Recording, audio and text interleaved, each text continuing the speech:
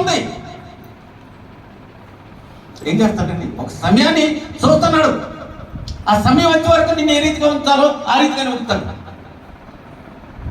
అంతేగాని నిన్నేదో కించపరచాలని, నిన్నేదో సిగ్గుపరచాలని దేవుని యొక్క చిత్తం కాదండి. దేవుని చిత్తం ఎప్పుడు కూడా ఒకే రీతిగా ఉంటుందని కూడా మీకు జ్ఞాపకం చేస్తున్నాను. చూడండి, ఇక్కడ కింద భాగంలో మనం చూస్తే ఆయన 15వ వచనం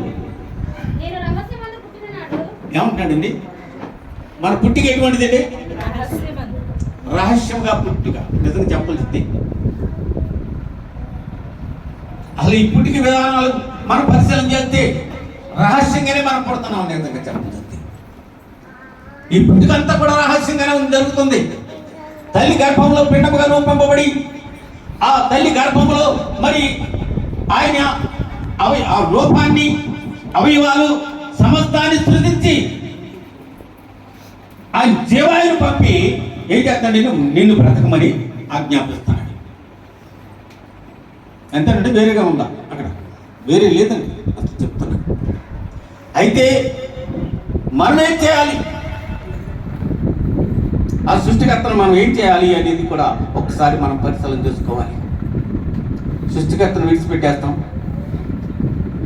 శూన్యంలోకి వెళ్ళి ఆ శూన్యంలో ఉన్న రకరకాల మార్గాలు సిద్ధపరచుకోవడానికి ప్రతి మానవుడు కూడా పరుగులు చేస్తున్నాడు.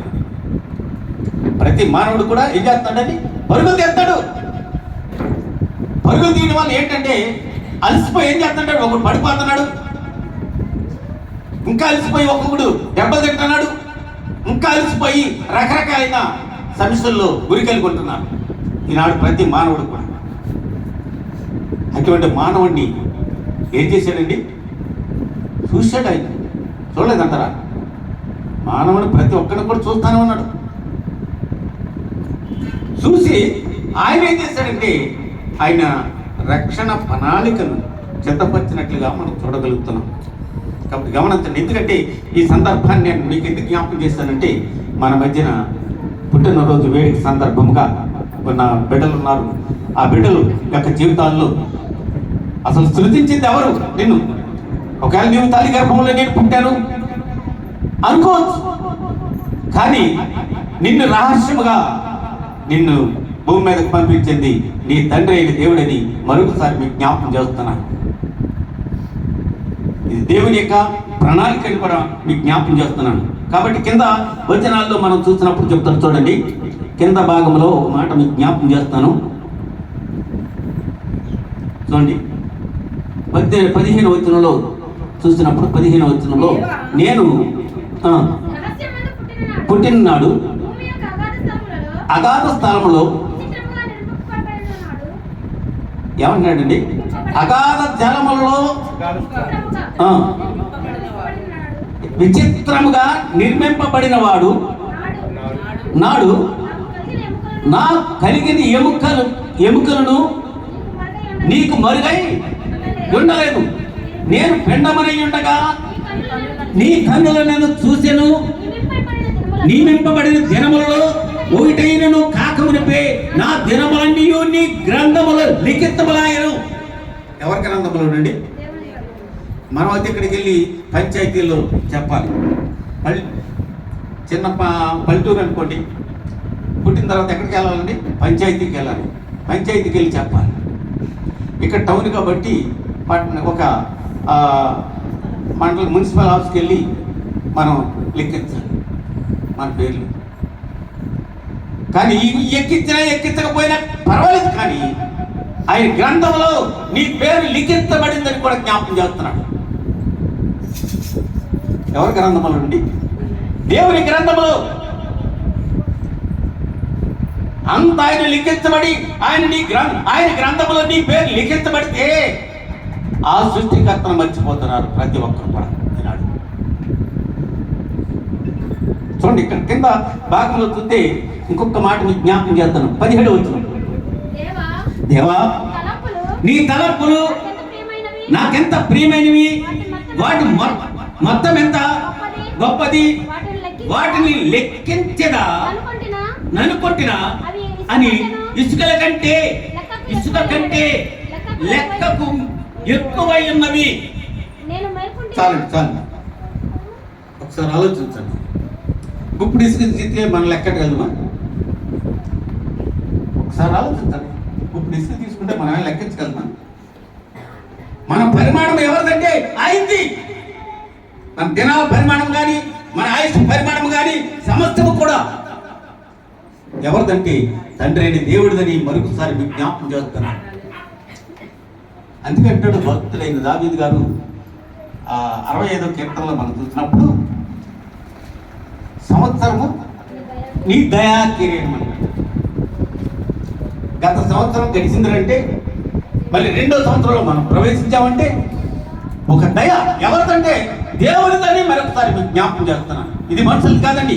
అబ్బే మా నాన్నగారు నన్ను బతికించేసాడండి, మా నాన్నగారు లేకపోతే నేను బతకలేను ఏమంటారండి? అనరా? నాలాంటి వారు కూడా ఏమంటారంటే అబ్బే మా పిల్లలు లేకపోతే నేను బ్రతకలేనండి అంటారండి. అండ్ పెద్దవారు చెప్పండి, భీమన్న గారు, మా పిల్లలు లేకపోతే నేను బ్రతకలేమండి. ఎందుకు బ్రతకలేము? ఎందుకు బ్రతకలేమండి? నిన్ను సృజించని దేవుడు, నిన్ను భూమి మీద పంపించిన దేవుడు, నీకు సంవత్సరంలో అధికం చేస్తున్న దేవుడు నిన్నెప్పుడు విడిచిపెట్టడని మరొకసారి జ్ఞాపకం చేస్తున్నాడు. అట్టి దేవాది దేవుడు చూడండి. ఇంకొక మాట మీకు జ్ఞాపకం చేస్తాను. ముందుగా దావీదుని మనం ఎత్తుకున్నాం.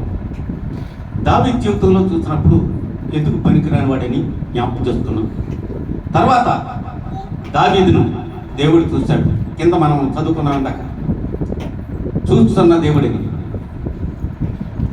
తల్లి గర్భంలో ఉండగానే నేను చూశాడంట. నువ్వు పడకముందే చూశాడంట.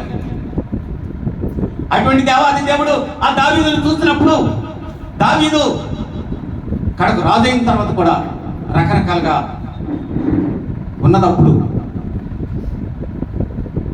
దావీదును చూడలేదంటారు. పిచ్చి చేష్ట చేసి గొంతులు వేస్తూ రకరకాలుగా చూసిన దాన్ని అలా ఆహ్వానించుకుంటూ, ఏమండి దావీదు వేయలేదా గొంతులు? చూసిన దాన్ని అలా ఆహ్వానించుకున్నాడు, చేశాడు. పతనానికి పోతున్నప్పుడు తండ్రిని దేవుడు చూశాడు. మళ్ళీ ఏం చేశాడండి? విడిచిపెట్టాడా? ఇవాళ ఏం చెప్తానంటే మానవుడు ప్రతి ఒక్కడు కూడా నేను తప్పు చేశాను, పొరపాటు చేశాను, అబద్ధం ఆడాను, నేను మళ్ళీ దేవుని దగ్గరికి ఎవరాను. ప్రజలు కూడా అంటున్నారు, బయట అనేక మంది ప్రజలు అంటున్నారు, అయ్యో ఆ దేవుని దగ్గరికి వెళ్ళాలంటే అబద్ధం ఆడకూడదు, ఆ దేవుని దగ్గరికి వెళ్ళాలంటే నిజాయితీగా ఉండాలి, నీతిగా ఉండాలి, తప్పు చేయకూడదు. తప్పు చేసిన వాటి ఇక్కడ దావీదుని విడిచిపెట్టాడా? విడిచిపెట్టా. నీ తప్పును చూసేది ఎవరంటే తండ్రి అయిన దేవుడు, మానవుడు కాదండి. మానవులు ఏం చేస్తారంటే ఆ తప్పుని చూస్తారు, ఆ తప్పుని చూసి మనల్ని ఎక్కిరిస్తూనే ఉంటారు. కాదండి, తండ్రి అయిన దేవుడు ఉన్నాడు. ఆ దేవుడు క్షమించేవాడు, కనికరించేవాడు, దయ చూపేవాడు కనుక ఆ తండ్రిని ఆశ్రయిస్తూ మనం ముందుకు సాగాలని కూడా మీకు జ్ఞాపకం చేస్తాను. ఒక మాట మీకు జ్ఞాపకం చేస్తానండి. చూడండి, ఇర్మియా గ్రంథంలో మనం చూసినప్పుడు అక్కడ ఎందుకు పనికిరాని వాడిగా ఉన్న ఓబేద్య విషయంలో కూడా మీకు జ్ఞాపకం చేస్తాను. ఎందుకు పనికిరాని వాడిగా ఉన్న ఓబేద్యం ఆ కుటుంబం ఊరికి ఎలపలు ఉంది. నిజంగా మేము ఎలపలే ఉన్నామండి. గత కాలంలో కొంత ఇవన్నీ చుట్టూ పొలాల మధ్య ఉండి ఎందుకు పనికిరాని వాడిగా ఇక్కడ ఉన్నాం. అక్కడ ఓబేద్యం కూడా ఊరికి ఎలపలు ఉన్నాడు. 33:9 వచనంలో చూస్తే చెప్తున్నాడు. చూడండి, అక్కడ అనుకోని రీతిగా దేవుని మనసాన్ని తీసుకుని వస్తున్నాడు దావీదు గారు.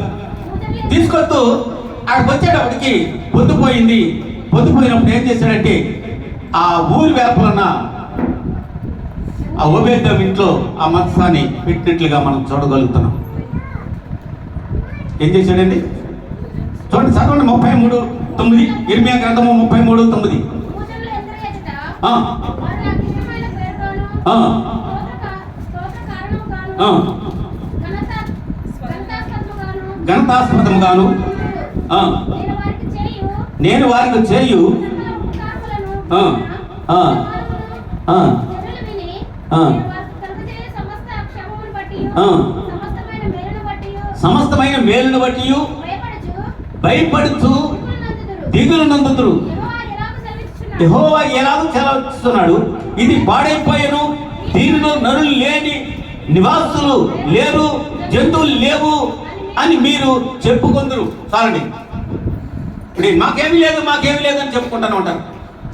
ఓబేద్యం ఇంట్లోకి ఎప్పుడైతే దేవుని మనసు వెళ్ళిందో, అక్కడ స్టోరీ మీకు ఎందుకు చెప్పుకోకుండా వదిలేశానంటే కొంచెం ముందుకు వెళదామని అంతే.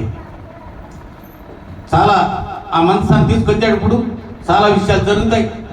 దేవుని మనసు అంటే మాటలు కాదు, దేవుని సంధికి అంటే మాటలు కాదు. దేవుని సంధికి వచ్చిన వారు ఏ విధంగా ఉండాలో ఆ విధంగా ఉంటేనే దేవునితో మనం సావాసం చేయగలం. లేకపోతే దేవునితో చూడండి, అగ్నితో మనం ఎలా కలమడతారా? ఎవరన్నా దేవునితో ఎలా కలమడితే పని చేయదండి. కొంతవేళ కొంచెం ఒక రకంగా ఉండవచ్చు, కొన్ని రోజులకి వారు తప్పనిసరిగా శిక్షణ అనిపిస్తారు. గ్యారంటీ. అటువంటి మనసాన్ని తీసుకొని వచ్చి ఎక్కడ పెట్టాడంటే ఓబేద్యం ఇంట్లో పెట్టినట్లుగా మనం చూడగలుగుతాం. కాబట్టి గమనించండి, దినవృత్తాంతాల్లో మీకు క్లియర్గా తెలుస్తుంది.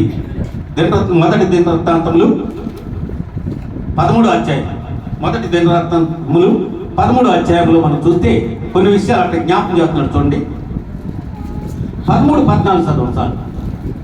దేవుని మందసము దేవుని మందసము ఉపేదమును ఓబేద్యము ఇంట్లో ఆ, కుటుంబమునొద్ద, ఆ, అతని కుటుంబమునొద్ద అతని కుటుంబము నొద్ద నొద్ద 3 నెలలుండగా 3 నెలలుండగా యెహోవా ఉపేదము చూడండి ఏమంటున్నాడు, ఎన్ని నెలలు ఇచ్చారండి? 3 నెలలు ఇచ్చారంట. దేవుని సన్నిధికి నేను సంవత్సరాలు కూడా వెళ్ళానండి. ఈ సంవత్సరాలు వచ్చినా కానీ నన్ను దేవుడు ఆశ్రయిస్తాడు. సంవత్సరాలు కూడా కలిసిపోయి నాకు ఏమంటున్నాడండి, సంవత్సరాలు గడిచిపోయి మాకు నిజండి. మీకు నేను యథార్థంగా చెప్తున్నాను, ఇంచుమించు మా బాబు చిన్న పిల్లవాడు, ఇప్పుడు ఆయనకి 30 పైన వచ్చేసినాయి. ఇన్ని సంవత్సరాలు కూడా దేవుణ్ణి నిందించుకోకుండా ఎన్ని శోధనలు వచ్చినా సరే, ఎన్ని ఇరుకులు వచ్చినా సరే, ఎన్ని ఇబ్బందులు వచ్చినా సరే, ఎన్ని నిందలు అని వారు తెలుసు. మీకు తెలియదు, నాకు తెలుసు. మీటింగ్లోకి వెళ్తే మీటింగ్లో మా సేవకులు గుసగుసలాడుకుని నా పేరు చెప్పుకుని నవ్వేవారు. వీడొక లీడర్ మనకి, మళ్ళీ నాతో ఉండి వీడొక యూనియన్ ప్రెసిడెంటా చూడండి, రకరకాలుగా. నిజంగా నేను దేవుని నడుపుకునేవాడిని అంతే, దేవునితో మొరపెట్టుకునేవాడిని.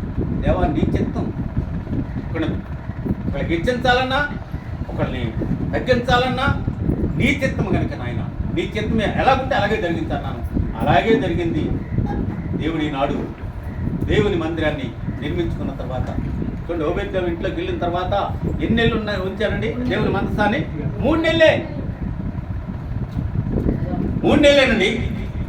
3 నెలలు దేవుని మందసం ఉండేటప్పటికి మరి ఓబేద్యం యొక్క కుటుంబం ఏ రీతిగా వర్ధిల్లిందంటే మహావృక్షం అయిపోయింది. నిజం చెప్పచ్చు, 3 నెలలే. ఆ 3 నెలలు దేవుని సన్నిధిలో ఆయన ఏ విధంగా గడిపాడో మనకు తెలియదు. కానీ నిజంగా చెప్తానండి, మనం ప్రార్థనకి వెళ్తాం కానీ ప్రార్థనకి వెళ్ళి ఏదో ఇవాళ అంతా కూడా స్టైల్గా వస్తాం, స్టైల్గా వస్తున్నారు అంతే అండి చాలామంది. నేను ఒకవేళ బాధపడద్దు, దాన్ని క్షమించండి. దేవుని కొరకు బైబిల్ కూడా ఏం చెప్తున్నారంటే కార్డు పెట్టుకొస్తున్నారు. బైబిల్ పట్టుకుంటే తప్పే ఉందండి, దేవుడిని పట్టుకుంటే తప్ప. దేవుడు పట్టుకుంటే తప్ప. శంకు చాటునేసి శంకు చాటుని ఇలా పెట్టి వెళ్తున్నారు చాలామంది.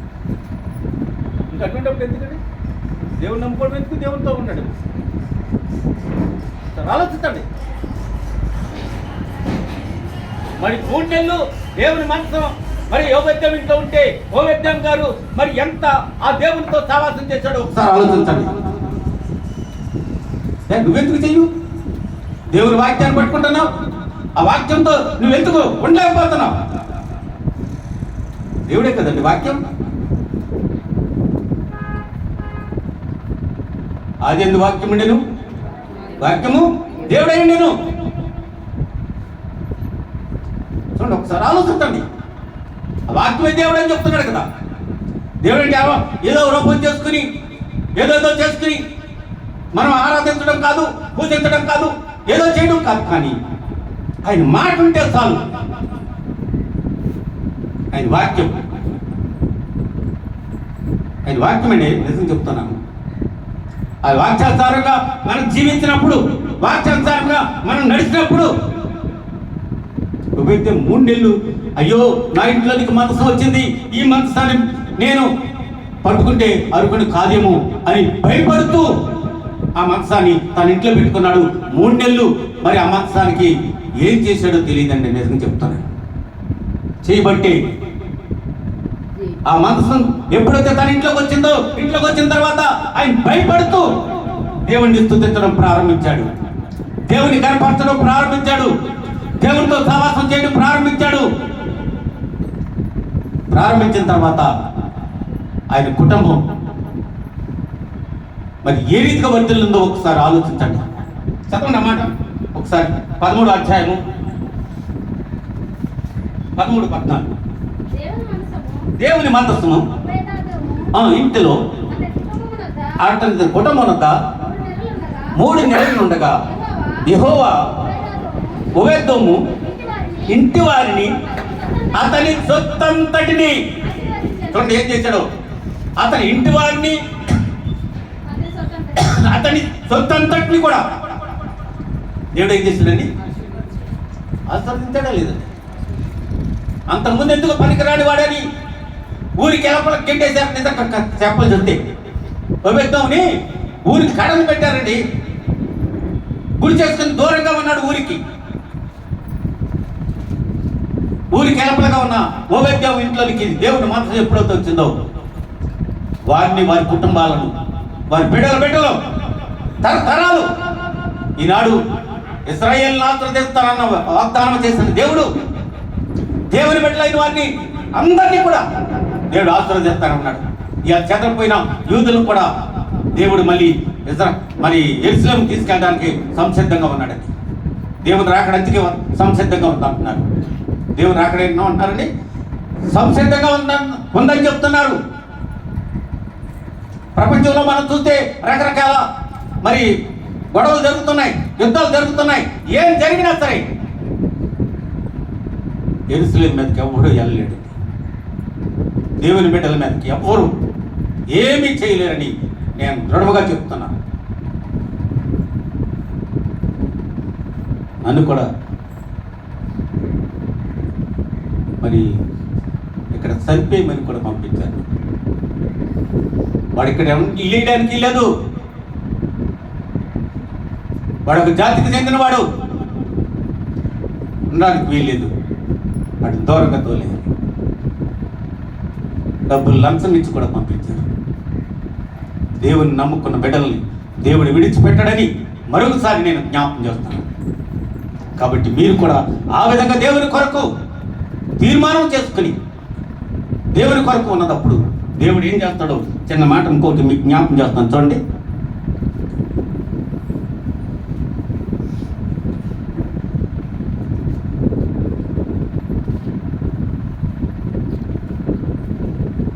కాండంలో మనం చూసినప్పుడు ఒక మాట మీకు జ్ఞాపకం చేస్తాను. చూడండి,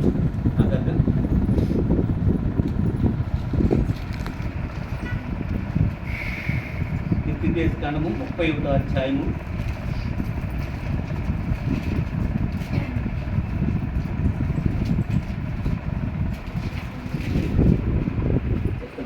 'మాట మీకు జ్ఞాపకం ప్రార్థన చేసి నేను సమయాన్ని చేస్తాను.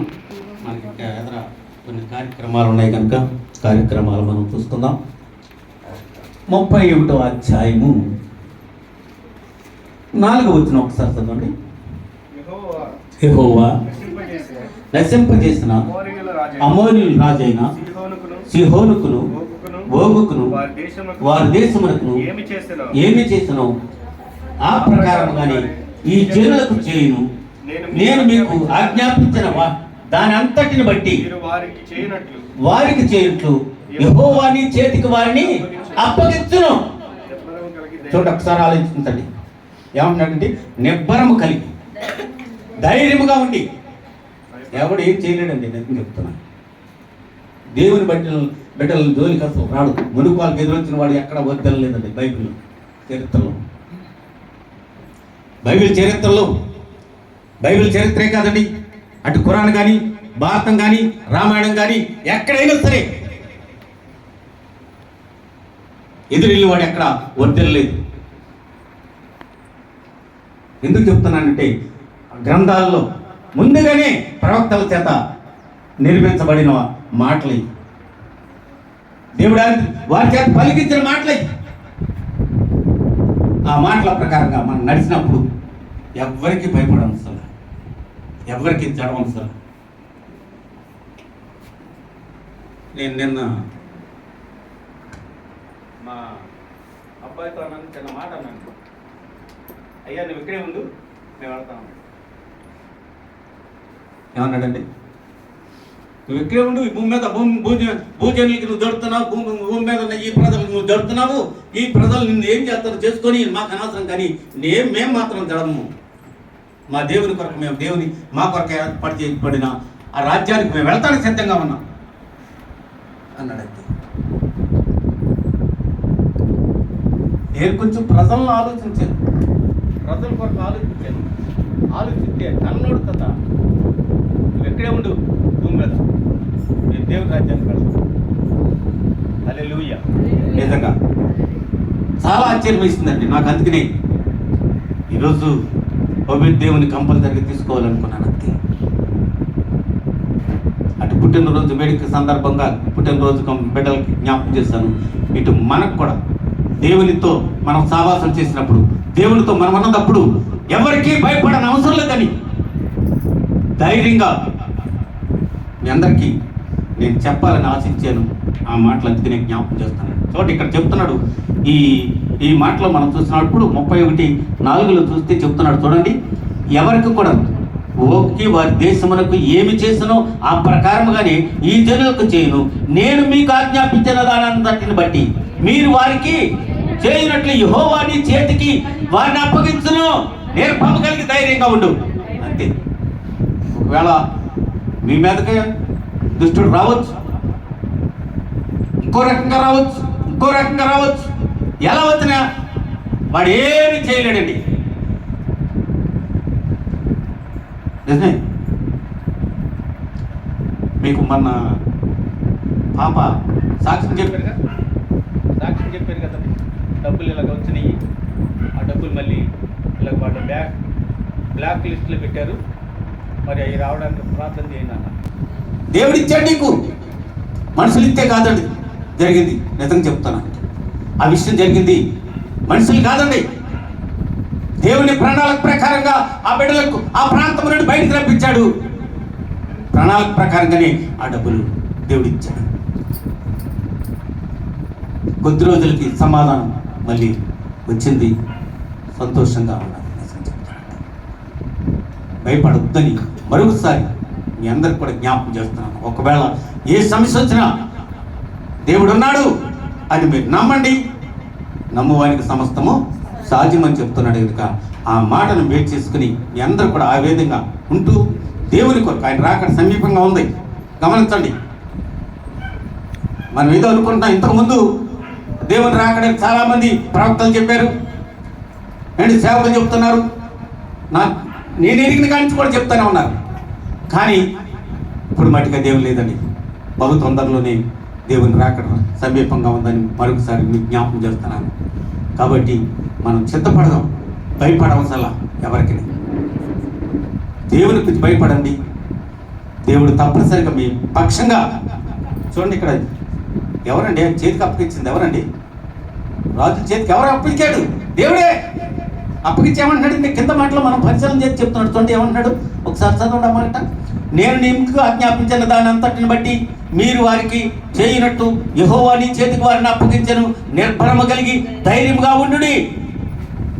ఎలా ఉండమన్నాడు? చేతికి అప్పగించేశాడు. విరోధులు ఎవరికి అప్పగించాడండి? మన చేతులకు అప్పగించేశాడు. అంతే. సాతాను ఆటలు సాగం. ఇక భూమి మీద దేవుని బిడ్డల్ని దాని ఇష్టానుసారంగా చేయడానికి కానీ, ఇష్టానుసారంగా నడిపించడానికి కానీ దాని తరం కాదని మరొకసారి మీకు జ్ఞాపకం చేస్తున్నాను. కానీ విశ్వాసం ఉంచండి, నమ్మండి, ధైర్యంగా పోరాడండి. ఎవరి మీదైనా సరే ధైర్యంగా ఉండాలి అంతే. కాబట్టి అట్టి ధైర్యంగా మీ అందరూ ఉంటారని ప్రభుపేట ప్రేమతో మీ అందరికీ ఈ మాటలు చెప్తూ నేను ఈ సమయాన్ని ముగిస్తున్నాను. దేవుడు ఇచ్చిన కొద్ది మాటలు మన ఇంట్లో దీవించి ఆశీర్వదింపబడిన గాక. ఆమేన్.